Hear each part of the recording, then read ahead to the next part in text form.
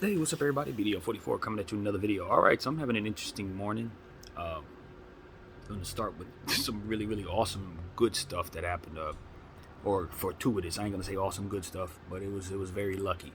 I got out the shower. It was like 5 a.m. I took a shower, did some early morning squats, all this stuff, because my body clock is way off. So I went to sleep like around 9, so I was fresh 4. But I got up, did all my little routine, got out the shower, grabbed my phone, and it slipped out of my hand, fell face down on my toilet, and then face down on the floor.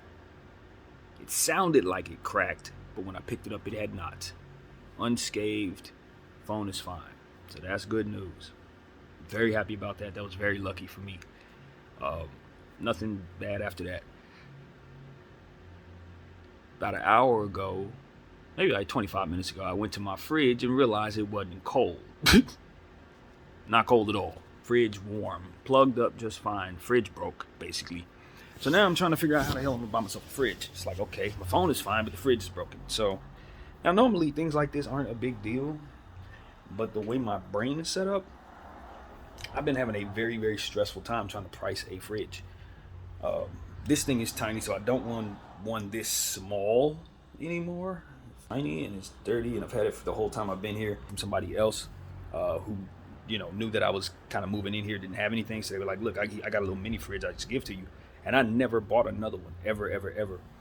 And one of the things that I was wondering about, in fact I was wondering about this a couple days ago, is some of the issues that I've had with my stomach. I was wondering if there was any correlation between the freezer and the problems that I have with my food.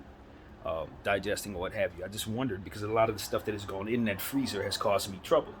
So I know I need to buy a new freezer, but I keep putting it off. I know I need to buy a new fridge, but I keep putting it off, and the thing finally conked out. So now I need to purchase one.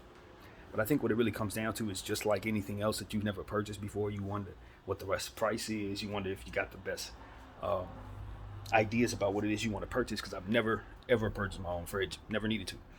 So I'm over here like, okay, how do I get one? How do I get one today? And I'm prepping. I'm looking around. I'm like, all right, the money I can afford to drop $150 on the fridge. I really can, even though I don't have the money for it. I do have the money.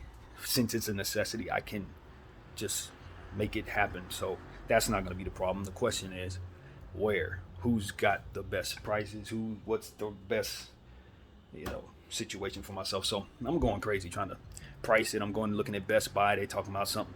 Said $125. By the time it was done, it said $200. I'm like, wait a minute, I thought it was $125. But the shipping and all the other stuff and the price fees that everything is these days makes it so that they can tack $60 onto something just because they bring it to your house. I don't know, but this is little stuff like that. It's just like, I just wish that I wasn't so anxious and alone. Those are two combination of things that make things a lot harder than they need to be. So that's what I'm going through right now. I'm just heavily anxious, thinking about this chicken that's gonna die in there that needs to be freezed, and looking at all the prices of the stuff that needs to be done. I'm thinking about, okay, they want me to do a payment plan. Y'all know how I am about payment in general, having to do that every month without income. Wondering if they'll approve me for something as small as a $150 fridge. Little stuff like that is like, it causes anxiety for my brain, where it shouldn't be. But it's the truth. I'm up in here frustrated about that. So I'm fortunate that this thing has lasted 7-8 years. As a mini fridge that had probably been in somebody's house for 7-8 years. So this thing has had a nice long shelf life, but I have been anxious about having this thing moved for a plethora of reasons. Another one is the carpet, a little something like that. It's like when you think about bringing a fridge into your house, having it installed, having it pulled out. That was something I used to think about a lot for some reason. Getting one that's too big or too small, and then having the size be too much. But since I'm used to something so small, I think an upgrade in size wouldn't be bad. So little stuff like that has been bothering me for a long time in regards to little stuff that I need to purchase for myself. Bed, same thing. Computer, same thing. Car, to a degree, same thing. It's always about the process and the pressures of making it happen for my own very own self. I don't know why I'm like that. But it's why things never change in my house. It's why I don't ever buy anything for myself, because I'm very comfortable not pricing and purchasing mostly anything most of the time. And so here we are when I'm forced to, right? And then the brain starts doing the stuff that it does, which is just working negatively against what needs to be done. So I'm looking at all this stuff. I'm looking at when it was going to be delivered if I was lucky enough to purchase it today. Sometimes they're saying Tuesday, others say next day delivery, which is going to cost you extra $100. Most of them say like Monday. It's like the chicken's going to be gone. So I'm thinking about that. Well, chicken's dead. Okay, well, that was free, so it doesn't bother me. It didn't come out of my pocket because the government's paying for that. So, okay, that's fine. But everything else in there is not necessarily perishable. You got apples, stuff like that. I don't eat anything dairy, so the only thing that's going to really die is the chicken. And you probably don't want your rice in there having been hot and then not get cold. So rice is probably not going to be edible either. But, you know, it's a little stuff like that. I just wish my brain was normal, man. That's what I'm here to tell you guys. I wish I didn't stress over things that are not stressful at all. Like buying a refrigerator. It took me 7 years and it breaking for me to buy it just because of, honestly, anxiety. Small anxieties that ain't got nothing to do with anything real. Like bringing it in the house and what size I would purchase and how much it would cost. And now another one, which is not really, you know, it's relevant, but buying a fridge knowing that I could be leaving this place soon and have nowhere to store anything. So like, for example, that fridge is tiny. And that right there. If I have to move at a moment's notice, which looks like a real thing over the next month or two or whatever, I can just throw it away. You know what I mean? But if I purchase a new fridge right now, $200, $150, $250, that thing would need to be stored for sure. I ain't gonna want to throw it away. I ain't gonna resell it for half or want to resell it for half and these type of things. So that's what's on my mind. It's like, am I really buying a fridge right now without having a place to store it possibly 2 months from now? You know, if I find myself having to put everything in storage, that's one thing that would have to go in there. Most of the stuff I have, I can let go of, like literally throw away. So that's another thing. It's like I don't really have anything in here that holds too much value to where I can't let go of it. But if I do buy that fridge, that will be a part of that problem. So these little things get in the way, man. This is why, to be honest with you, I held AMC hoping that it would give me a free ride financially in this life, because I have these problems that I deal with by myself. And it's like, you know, you want to be able to throw money at everything, because the more money I have, the less my anxiety will allow me to stress over this stuff. Even when I have the money, I stress over this stuff, but when you don't have it, it compounds the problem. And so I wish getting to money wasn't such a stressful thing for me too. Having to face anxieties that require me to face others and be social and be, you know, in the marketplace, that too causes just the same anxiety as this. And so it's like anxiety has controlled my entire life, and today it's another one of those situations, just like last week or the week before rather, when I had to hurry up in a moment's notice and handle everything in regards to the court situation with this apartment. It's like, for my brain, that's a shock of anxiety inducing nonsense. That needs to be done. It's not nonsense, but like, that's what it is. It's just something that requires me to go into spaces that are deeply uncomfortable for whatever reason. So that's like, I'm kind of sick of that. But I caused that just the same by living this way, having these anxieties and not addressing them. They make you super weak, and then when you're forced to address them, you're weak as hell. And that's where we're at. Fridge breaks. Brain malfunctioning. End of the world. Somebody tells you need to pay your rent, even though you know you ain't paid in like a year. Oh my God. So shocking for the brain. Like, no, you caused this by being this way in the first place. So it was inevitable, and you were just living in denial. This is why I think the only thing left for me to do is get help. It's the only thing left. Because when I think about what needs to be done in regards to being a professional, I realize that this isn't minor. You can't be a security guard when you have these issues. You can.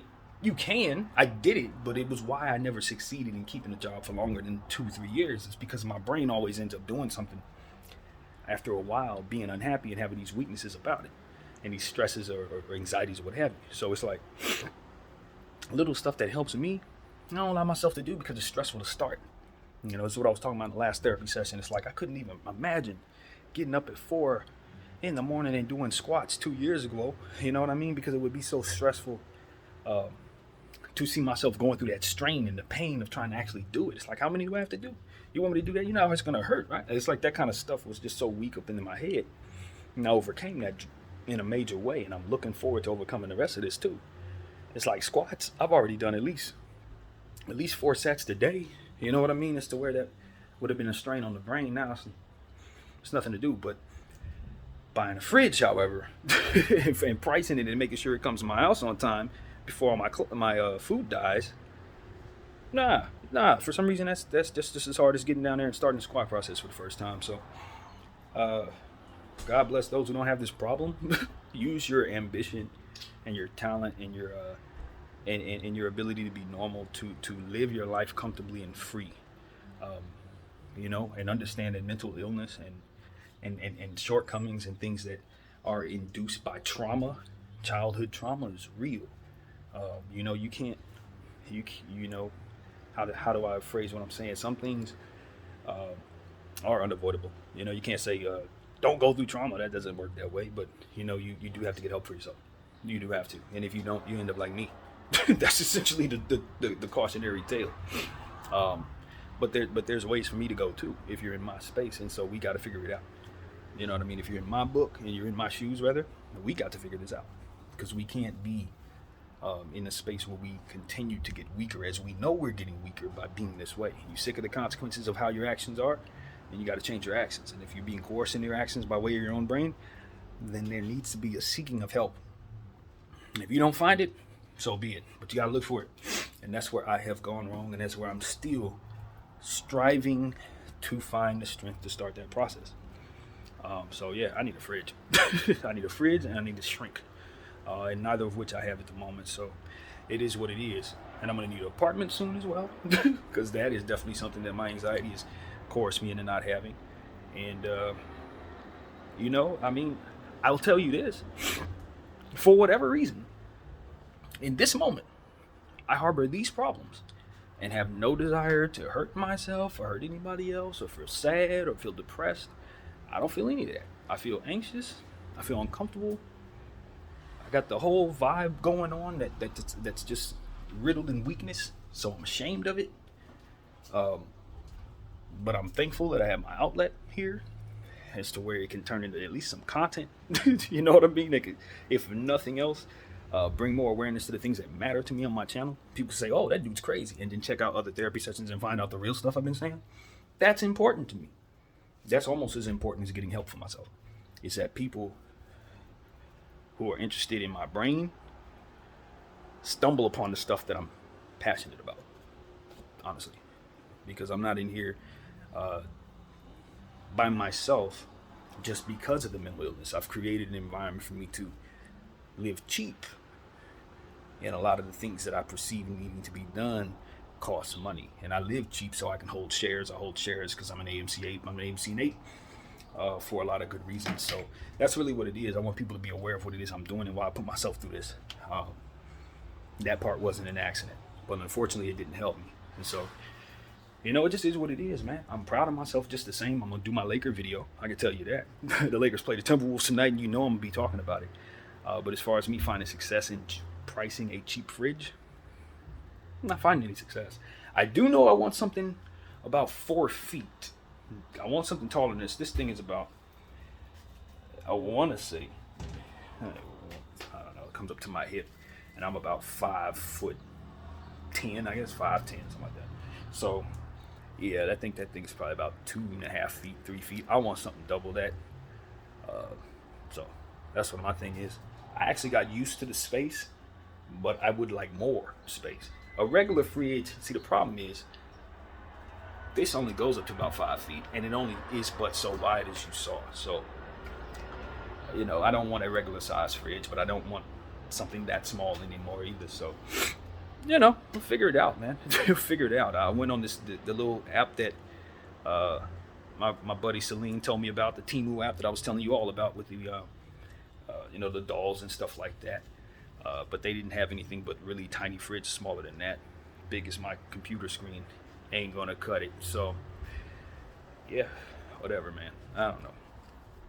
And then as far as me trying to, figure other things out, I ain't heard nothing from Boston University yet. So, I'm being patient. You know what I mean? Like I said, they have my information. The email went through. So, we'll wait for them to contact me. I'm not too eager to face that stress, to be honest with you, even though it needs to be done. I've done what I can do within what it is that I'm able to. And now everything else is about waiting for that court date. I think the proactive thing for me to be doing also would be probably looking for an apartment. But the problem that I'm finding in bringing myself to do so is understanding I have no credit, no job, and nobody's going to give you an apartment in this city for less than what this one's worth. So I don't have any money to put down on it either necessarily. So, I think for me, like I said, I've struggled this week with getting certified for whatever mental illness I have, getting started with that. Calling the links and all of that. I just have not done it. And I think that, I read something. It was in regards to some super monstrous human. I don't know who it was. Probably some bad guy. But essentially, they were saying in regards to him that because he didn't get any help, or he didn't look to get himself help, that he didn't care about anyone else. Because he didn't take the initiative to get himself help, knowing he was a sick monster, that because of that, he's just ultimately a bad guy. And my thing is, while I want to agree with that, if I do, I'm looking at myself saying the same thing about me. And the reality is, I don't think that's true about me. I really don't. I think I'm struggling deeply with getting help for myself, knowing that I need to and knowing that it's fruitful doing so. I think that it's something I need. I think it's something I need to feel better. I think it's something that I need to feel better in the short term, long term, all of that. I think psychological help can help me if I get the right shrink, maybe get the right team around me, and they can finally give me some understanding as to what the hell I've been dealing with all my life. I don't disagree that I need to go get the help for myself. What I'm telling you is the same thing that has kept me from being productive is the same thing that's keeping me from doing that.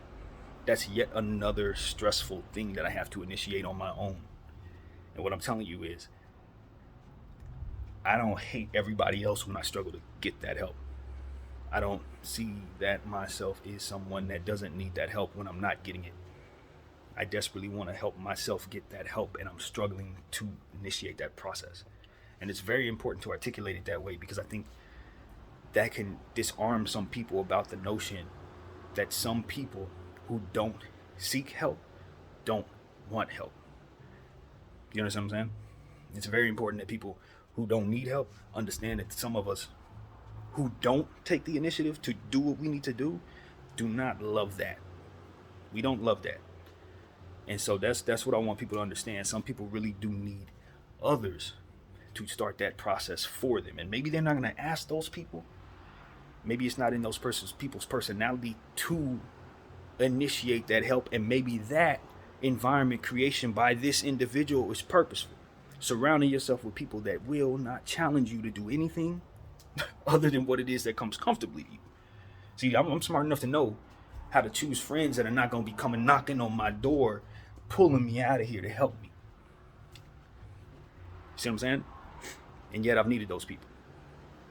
So this is one of those situations where you come to the realization that, the environment itself is something that you've chosen so that you can protect it. So this is what I was talking about last night in the same vein in regards to my therapy sessions. It's choosing better wants, because my brain has worked against me in the sense that it's protecting me from certain stresses, and those stresses needed to be faced in order to deter bigger stresses. So by way of me protecting stresses, I'm welcoming them in. By way of me choosing friends that would not push into my life to help me, I'm allowing myself to need my friends in ways that otherwise I shouldn't need them. You know what I mean? It's like a, It's like a subconscious creation of your own circumstances, and then from there, a conscious unhappiness from within that. You know what I mean? And knowing that you created it, but not knowing necessarily how to not create it, just the same. It's what I am, man. My brain is smarter than my consciousness. You know what I mean? And with that has come a willful neglect to keep from dealing with certain things that would otherwise make that consciousness disrupted. And within that comes a frustration from within that consciousness to want better consequences that come with facing the things that I've refused to. And in the process of that comes a realization from long years of prayer and bumping my head and fixing it, realizing that was not something that I wanted from within that consciousness. Never wanted that, don't want that. and want the habits that don't come with that. You know what I mean? And so I don't have those. And what I also don't want to do is pull others into my situation for concern of burdening them with my bullcrap, thus not making myself any more useful, having needed their help to become more useful to myself. So all of this is clear as day, and unfortunately it's foggy just the same. And that is confusion and frustration, and ultimately trickles down to pain, honestly. But I weigh that against my talent. I weigh that against my ability to make these one-take Jake videos and make them make sense and all of that. And it just allows me to want to continue to survive because of what it is I think I can do versus what it is that I'm ultimately unable to. Very, very complicated and confusing stuff. But I'm still here, and I'm in a lot of frustrating mindset, painish type of stuff. It's not real pain. I'm not in agony. I'm not sitting here saying, oh my God, I want to pull my hair out. But it is yet another one of those frustrating moments where you're sitting there trying to do something that everybody else can do, and you just can't. You know what I mean? You just can't.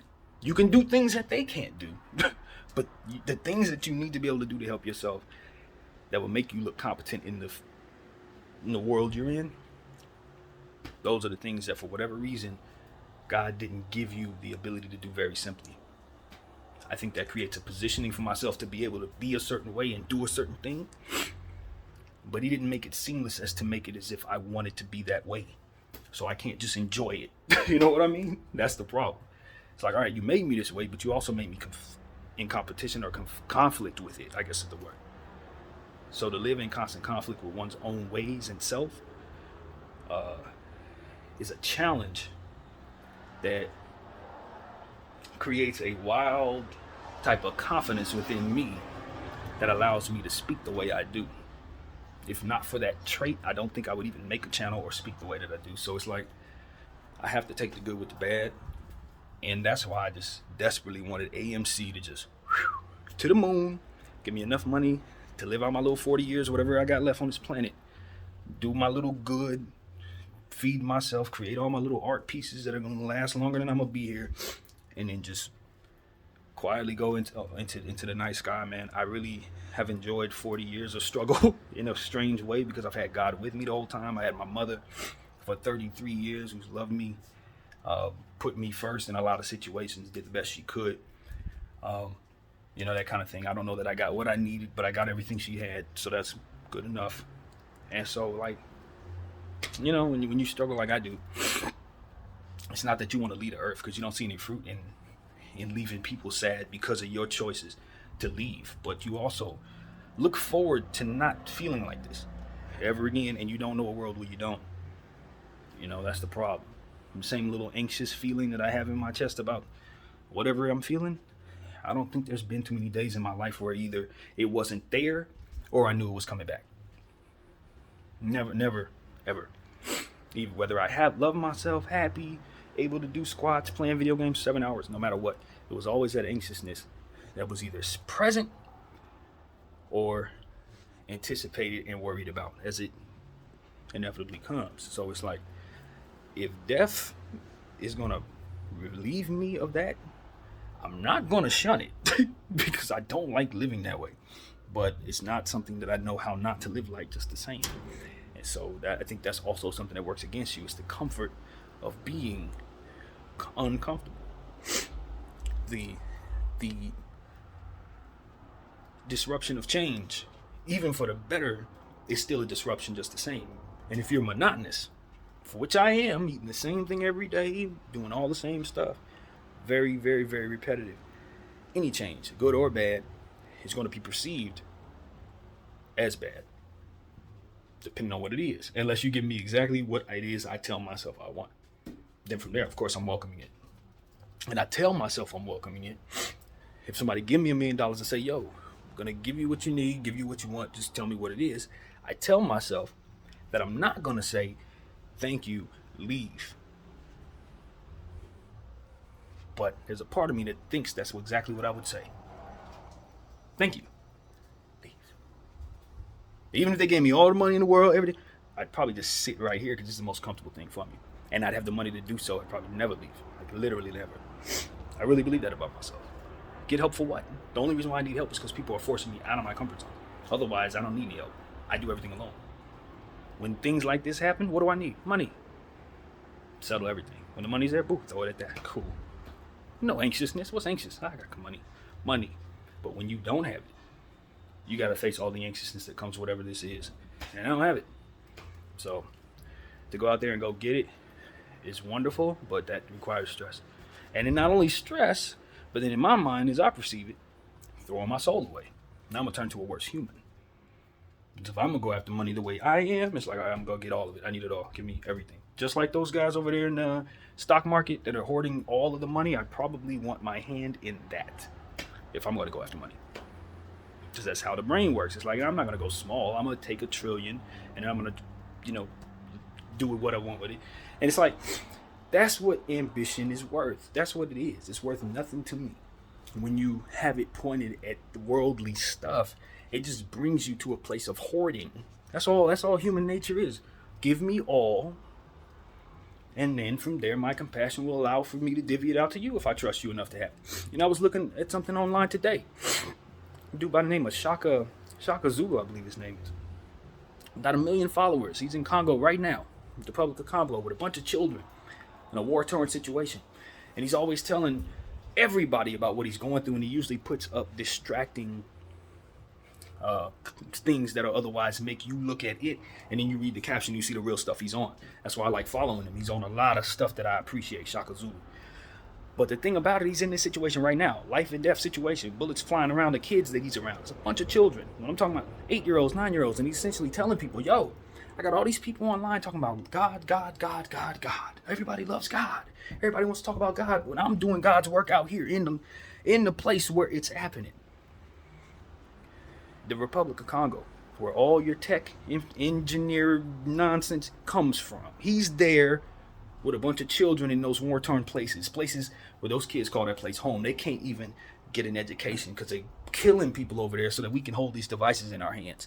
He's telling all of us this is happening over there and to send him some money, but he's essentially saying that people don't trust him. They see what he's doing, they believe in what he's doing, but they're not there themselves and they think he's on a money grab. And what he's telling you is, if I'm over here doing God's work and I'm showing you it's happening and you're telling me you're serious about it, when somebody actually goes over there and does the real stuff and they ask you for help and they say they're in a life or death situation, you don't answer the phone. It's the same thing we was talking about last night. How can I tell myself I'm a good person, a really good person, when my intellect allows me to make choices that back me into being a shitty human?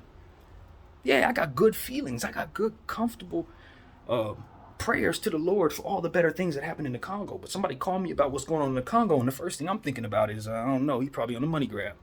I don't know. I mean, I know real stuff is going on over there, but once somebody get over there, I don't actually believe what they're telling me. It's like, well, you're not going to go over there yourself. You certainly ain't going to go over there yourself. You believe you're a good person, but your ways, your norms, your intellect, and everything that you do coerce you into being a bad one. Coerce you into being bad to somebody who needs you. Coerce you into being indifferent to people who need your care. As I was saying to my little brother, my norms and my comfort and my main mind or whatever it is, however I move, keeps me from being in his life.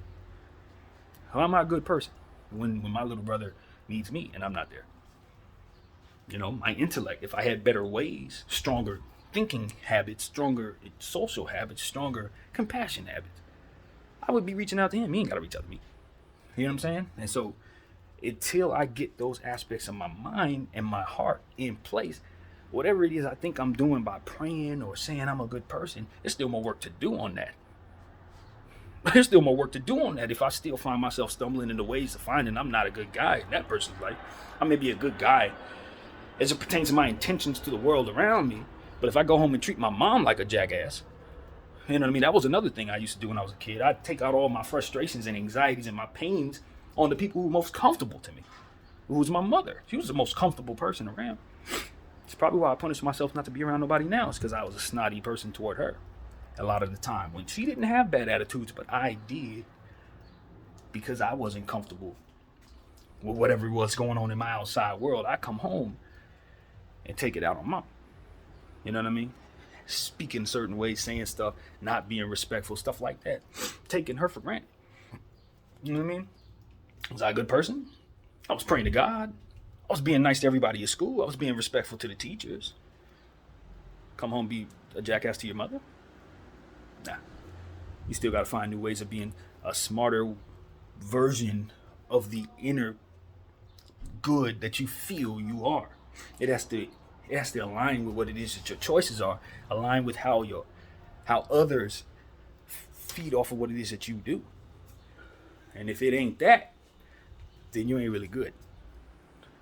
It can't just be about good intentions. It got to be the consequences have to be good as well. The consequences have to actually trickle down to the same thing that you're praying about. The same energy that you're praying, Lord, help me be a blessing to somebody. When it's time for you to be a blessing, don't mess up the latency of the play. As we often say, don't slow down. God tell you to move now, you ain't gonna move. You just messed up the blessing because you were supposed to move right then, not a couple seconds later. You know, that kind of thing. So it's like, for me, when I look at what Shaka Zulu's doing, I'm saying, well, I pray about what's going on in the Congo. I think I'm a good person. Should I not be there? Should I not be out there with them fields with them kids? Maybe I should. Given the fact that I truly believe I'm a good person, I'm praying about what's going on over there. I care about what's going on over there. You know what I mean?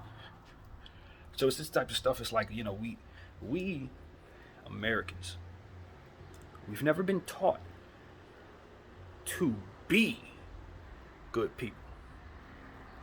We're taught to be good in our ways while we engage in practices that are ultimately indifferent in nature and competitive, where competition is not necessarily best.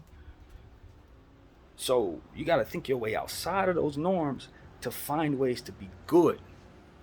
Because if you do everything you're supposed to do here, you're going to think about yourself. And you're going to feel you're a good person. But what you're actually going to be is a porcupine to others. I love my people. Yeah, and then strangers get stabbed. Because your indifference and your ambition and your desire to just think everybody's about what it is you're about. Well, I got mine. How come you couldn't get yours? I got it out the mud. You get it out the mud too. You're in a different position. They're in different places. The altitude where you're at is much higher than where they are. They got to dig it out of deeper mud. And that's what we don't understand a lot of times, is positioning and what people are starting from, what they're used to, and how difficult it is to do what it is that they do versus what it is that you do.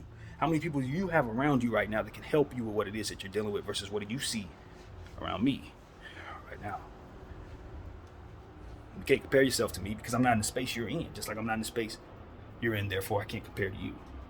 You may have similar situations, but are you used to what I'm used to?